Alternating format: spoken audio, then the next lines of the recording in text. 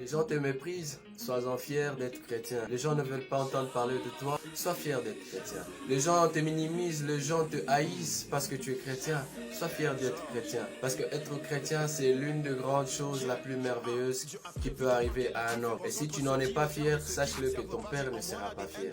On peut être fier d'être chrétien, pourquoi? Parce que celui qui est avec nous est plus grand que celui qui est dans ce monde. Si tu n'es pas fier de ton identité, tu feras honte à celui qui t'a appelé, à celui qui t'a sauvé. Si tu n'es pas fier d'être chrétien, les gens ne sauront pas voir en toi la lumière que Dieu a dit de chrétien. Si tu n'es pas fier d'être chrétien, il te sera très difficile d'accomplir de grandes choses avec Dieu parce qu'on ne peut pas faire confiance à quelqu'un qui n'est pas fier de son identité. Je vais partager avec vous quelques versets en fait de la parole de Dieu qui parlent de comment on doit se conduire par rapport à notre identité.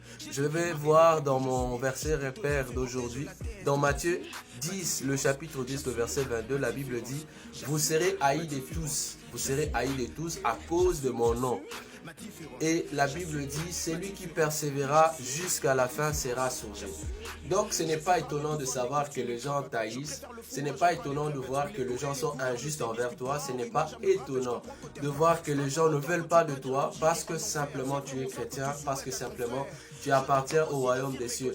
Et la Bible dit, Jésus-Christ dit que celui qui persévérera jusqu'à la fin, celui-là sera sauvé. Alors tiens le coup, tiens bon, parce que le meilleur est à venir, le meilleur est devant toi. Et le deuxième verset que je vais partager, c'est celui qui perdra sa vie à cause de moi, Jésus qui dit, la retrouvera. C'est lui qui perdra sa vie. Ça veut dire que tu peux perdre ton témoignage, tu peux perdre la confiance que les gens avaient sur toi parce que tu es chrétien ou tu es devenu chrétien.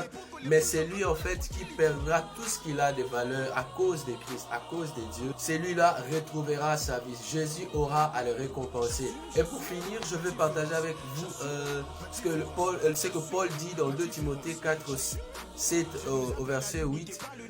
Paul dit, j'ai combattu le bon combat, j'ai achevé la course et désormais une couronne de gloire, de justice m'est réservée. Et cette couronne de gloire est réservée à toute personne qui tiendra le coup, qui restera toujours fidèle à son identité jusqu'à la fin des temps. Voilà, c'était ça pour aujourd'hui. Donc pour rappeler en fait, je parlais de reste fier d'être chrétien, reste fier de ton identité et persévère jusqu'à la fin car une couronne de justice t'est réservée. Merci et bonne journée. Je vous dis à très bientôt. Oh, Zamu tu makasi. Tubandela.